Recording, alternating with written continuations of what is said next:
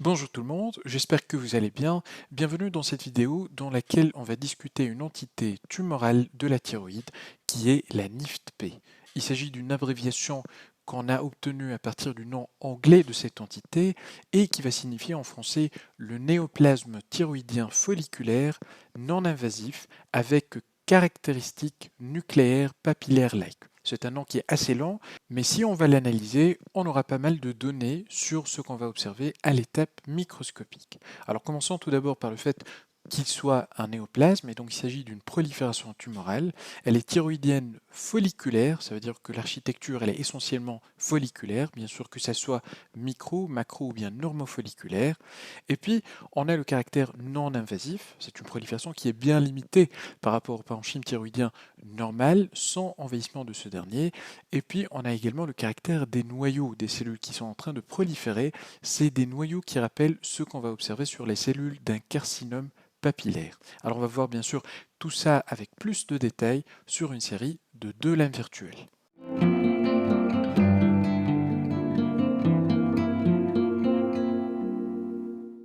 Voilà, donc tout d'abord j'aimerais commencer par ce premier cas qui présente des prélèvements à partir d'un nodule thyroïdien. Alors on va essayer d'analyser les différents critères qui vont permettre de poser ce diagnostic en allant des critères qu'on va observer au faible grossissement vers les éléments qu'on va observer au fort grossissement. Donc commençons tout d'abord par le premier critère qui est la bonne limitation de la prolifération par rapport à notre parenchyme thyroïdien adjacent. Alors ici, je vous présente notre fragment qui est à gauche et qui montre ici la prolifération tumorale qui paraît très bien limitée par rapport au parenchyme thyroïdien normal. Alors on a juste une petite partie du parenchyme résiduel, ce qu'on a à ce niveau, c'est ça le parenchyme thyroïdien normal. Et là, à droite, on a notre prolifération. Alors on voit très bien que cette limitation, elle est assurée sur cet exemple par une capsule qui est à ce niveau, c'est une capsule qui est fibreuse d'épaisseur un peu moyenne, mais il faudra savoir que uniquement la bonne limitation est suffisante parce qu'il y a des cas de NIFT-P qui ne comportent pas de capsule. Donc ça, c'est le premier critère. Alors bien sûr, on doit examiner tout autour de notre prolifération pour éliminer une effraction capsulaire qui peut d'ailleurs être focale, d'où l'intérêt d'examiner idéalement la totalité de la capsule de notre nodule. Voilà. Alors on passe maintenant au critère qui va suivre. Maintenant, on va passer à un plus fort grossissement et pour évaluer la prolifération tumorale elle-même. Alors déjà, à ce grossissement, l'examen de ma prolifération ne montre pas de zone de nécrose tumorale. Ça, c'est un critère qui est important parce que le fait de trouver une nécrose, c'est un critère qui exclut le diagnostic de NIFT-P. Passons à l'architecture maintenant. Il s'agit, comme on peut le voir, d'une architecture qui est essentiellement folliculaire. Si je ne dis pas totalement folliculaire, on voit très bien que la prolifération elle est faite de follicules, ce qu'on est en train de voir ici, qui sont de tailles différentes. Alors ici, on pourra dire qu'il s'agit d'un macrofollicule, bien sûr, toujours en comparant l'aspect de ces follicules à notre parenchyme normal. Regardez la taille petite relative de ces follicules et puis comparons-la à la taille de ce gros follicule. Donc il s'agit ici d'un macrofollicule. En même temps, il y a ceux qui présentent une taille semblable aux follicules normaux. Donc ici, il s'agit de normofollicules. Et puis on a également des follicules qui sont de petite taille, comme par exemple ce qu'on est en train d'observer à ce niveau. Donc on a l'association d'architecture normo, micro et macrofolliculaire. Alors pour l'architecture, il faudra faire attention parce que on ne va pas accepter d'architecture papillaire. Et quand je dis architecture papillaire, ça veut dire de vraies papilles dans le cas de NIFT-P. Alors, je fais dans ceci référence à la possibilité de présence de ce qu'on appelle des replis papillaires, qui ne sont pas de vrais papilles en fait, mais c'est dû uniquement à l'adossement et à la déformation un peu de l'architecture. Alors, regardez par exemple à ce niveau, on a une vésicule thyroïdienne, un follicule thyroïdien, et juste à côté, on a un autre follicule. Et puis, cet adossement entre les deux follicules, ça crée des structures comme ce qu'on est en train d'observer ici. Et on peut avoir parfois l'impression, selon l'incidence de coupe, d'observer à ce niveau une papille avec le revêtement épithélial de part et d'autre d'un axe fibrovasculaire avec le passage de quelques globules rouges à ce niveau. Donc ici, il s'agit d'un repli papillaire, non pas d'une vraie papille. La présence de papilles, ça exclut le diagnostic de NIFT-P. Concernant les autres architectures, notamment l'architecture solide trabéculaire ou bien insulaires, ces architectures, on pourra les accepter, mais à condition qu'elles ne dépassent pas 30% de la prolifération. Si jamais on va dépasser les 30%, ça exclut également le diagnostic de NIFT-P. Alors maintenant, on va passer à un plus fort grossissement pour voir les cellules qui sont en train de proliférer. Alors on va agrandir par exemple au niveau de ce foyer, et comme on l'a déjà dit dans la définition, dans le nom de cette entité, on doit voir des noyaux qui rappellent l'aspect de noyau qu'on trouve au niveau d'un carcinome papillaire de la thyroïde. Alors comment est-ce qu'on va estimer le degré de ressemblance à ces noyaux? C'est grâce à un système de score. Alors, on a trois grandes catégories. Alors, on a la première catégorie qui comporte ou bien qui correspond aux anomalies de la taille et de la forme des noyaux. Ça comporte comme élément l'augmentation de la taille des noyaux. Donc, on va essayer d'examiner les noyaux de notre prolifération tumorale pour vérifier est-ce qu'on a tout ça. Donc, je disais, concernant la première catégorie qui était la taille et la forme des noyaux, on aura à observer une augmentation de la taille des noyaux. C'est exactement ce qu'on est en train d'observer. Donc, les noyaux, ils sont augmentés de taille. Si vous voulez, on pourra partir rapidement vers notre parenchyme thyroïdien normal pour comparer la taille de ces noyaux à ceux qu'on trouve au niveau de follicules qui sont normaux. Donc regardez l'aspect petit relatif des noyaux qu'on trouve au niveau d'un follicule qui est normal. Voilà. Donc par rapport à ça, comme on disait, c'était des noyaux augmentés de taille. Alors qui dit augmentation de la taille, ça veut dire on aura un rapprochement et puis un chevauchement des noyaux, ce qui est le deuxième élément. Et puis on aura également un allongement des noyaux. On aura une tendance à avoir une modification un peu de la forme du noyau qui va devenir ovale avec généralement un grand axe du noyau qui va être dirigé selon le grand axe de la cellule.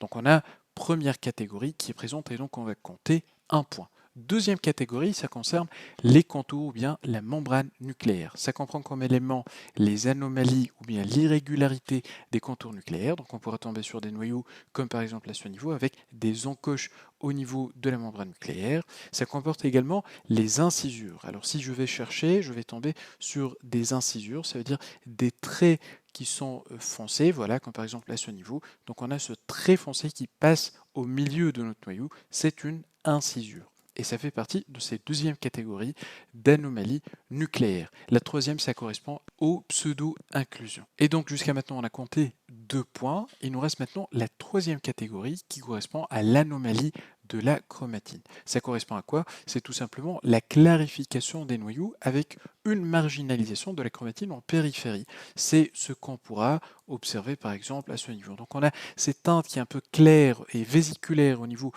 du centre du noyau si on peut dire, et puis on a une condensation avec un aspect qui est beaucoup plus foncé en périphérie. On pourra tomber sur d'autres exemples qui sont un peu mieux que celui-là. Par exemple à ce niveau, regardez ce noyau avec le centre qui est clair, et puis on a la marginalisation, ça veut dire les dépôts et le passage de ces chromatines en abondance en périphérie pour s'accoler tout simplement contre la membrane nucléaire. Et donc, sur cet exemple, on a 3 points sur 3. Alors, généralement, concernant les NIFT-P, on doit avoir au moins 2 sur 3 et ces anomalies nucléaires peuvent être focales ou diffuses. Ça veut dire qu'on ne va pas exiger que ces anomalies nucléaires soient diffuses au niveau de toute la prolifération.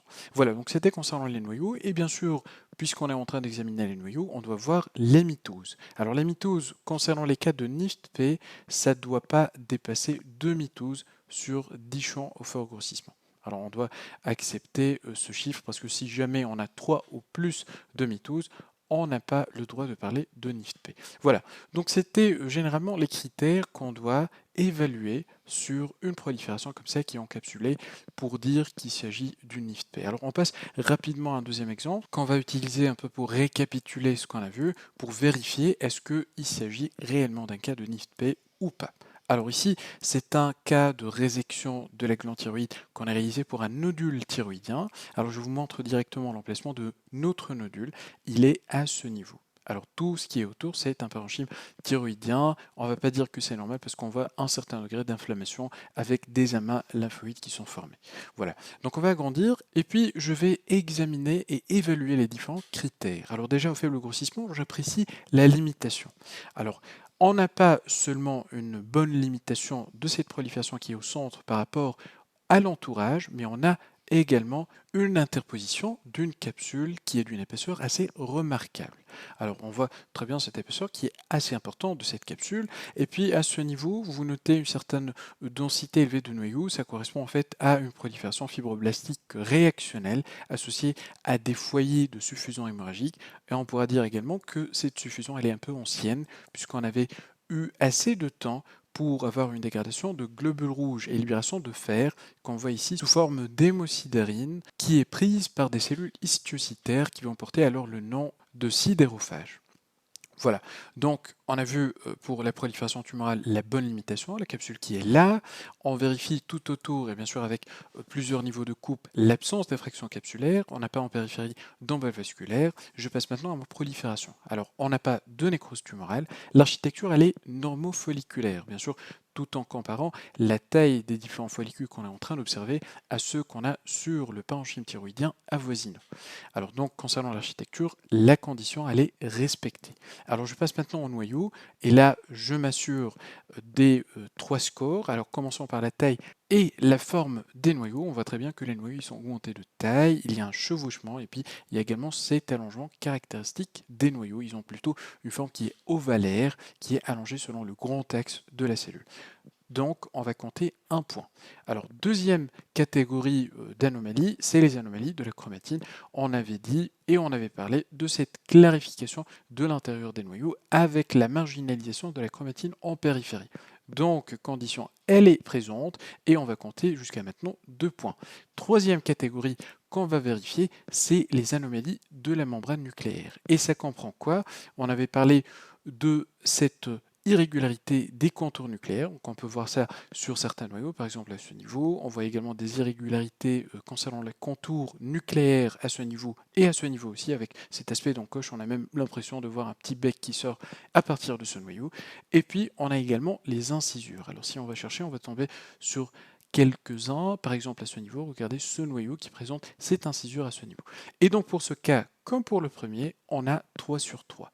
Et ceci est pour ce nodule présent de façon diffuse. Ça veut dire que ça concerne la totalité de la prolifération. Alors concernant les mitoses, j'avais vérifié tout à l'heure, on ne dépasse pas le seuil de 2 mitoses sur 10 champs au fort grossissement. Et voilà, donc on finit par retenir le diagnostic de NIFT-P de néoplasme thyroïdien folliculaire non invasif avec caractéristiques nucléaires papillaires-like. Voilà, donc je passe maintenant rapidement à la récapitulation. Donc ce néoplasme, c'est un néoplasme qui est non invasif, avec une architecture folliculaire, avec des caractéristiques nucléaires du carcinome papillaire. Il a un très faible potentiel de malignité.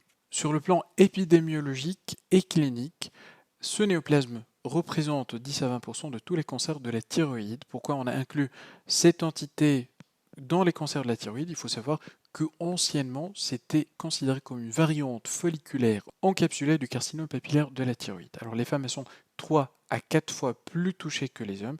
Le pic d'atteinte, c'est entre la 4e et 6e décennie. Cliniquement, ça va donner un nodule qui est mobile, indolore, asymptomatique, avec une compression qui est possible lorsque, bien sûr, on a un nodule de taille importante. Et puis, le thyroïdie, c'est la règle. Donc, typiquement, on n'a pas de signe d'hypo ou bien d'hyperthyroïdie. Macroscopiquement, on aura un nodule qui est solitaire, bien limité. Typiquement, on aura observé également une capsule qui est fine ou d'épaisseur moyenne. Sur le plan microscopique, on a 3 caractéristiques importantes. L'absence d'invasion, la bonne limitation avec ou sans capsule, l'architecture folliculaire ainsi que les noyaux de caractère papillaire. La capsule, elle est souvent complète et fine, et il est important d'examiner en totalité cette capsule afin d'éliminer une invasion, ça veut dire une effraction capsulaire ou bien aussi des emboles vasculaires. On n'a pas de nécrose tumorale, et puis sur le plan architecture, c'est surtout les follicules, qu'ils soient micro, normaux ou macrofolliculaires, et souvent ils sont associés, comme ce qu'on a vu pour le premier cas. La colloïde est abondante, surtout dans les macrofollicules, et puis il ne faut pas prendre les replis papillaires qui sont possibles pour de vrais papilles. Alors ces vrais papilles, c'est un critère d'exclusion pour ce diagnostic. Alors les architectures trabéculaires, insulaires et solides peuvent être observées à condition qu'elles ne dépassent pas 30% de notre prolifération. Les noyaux, ils sont de type papillaire. Et donc on a ici utilisé ce système de score avec les 3 catégories. Il faudra avoir au moins 2 sur 3, que ce soit focal ou de façon diffuse. Alors première catégorie, c'est la taille et forme, comporte l'augmentation de la taille des noyaux, l'allongement et le chevauchement. Deuxième catégorie, c'est l'irrégularité de la membrane nucléaire, comporte comme éléments les contours irréguliers, les incisures, les plis ainsi que les pseudo-inclusions. Et puis en dernier, on a les anomalies de la chromatine, notamment ces noyaux qui sont optiquement vides avec la marginalisation de la chromatine en périphérie. Et puis concernant les mitoses, on doit avoir un maximum de mitoses sur 10 champs au fort grossissement. Donc ça, c'est uniquement une récapitulation. Les critères qui excluent ce diagnostic, c'est l'architecture quand on a solide, trabéculaire ou insulaire qui dépasse les 30%, les mitoses si on a un nombre qui est égal ou supérieur à 3 mitoses sur 10 champs au fort grossissement, et puis quand on a de la nécrose tumorale. Le différentiel, ça comporte l'adénome folliculaire ainsi que le nodule hyperplasique. On pourra faire facilement la différence par la présence de nucléaires de caractère papillaire dans le cas de NIFT-P et pas dans ces deux diagnostics. Le diagnostic différentiel, ça comporte également le carcinome papillaire de la thyroïde conventionnel. Mais là, on aura l'architecture papillaire qu'on ne doit pas accepter dans les cas de NIFT-P. Dans la variante folliculaire du carcinome papillaire de la thyroïde, on est censé avoir une effraction capsulaire et ou des emboles vasculaires. Ces deux conditions, ça exclut, comme on l'a vu, le diagnostic de NIFT-P. Donc voilà, on arrive comme ça à la fin de cette vidéo. J'espère que ça a été utile et on se dit à très bientôt.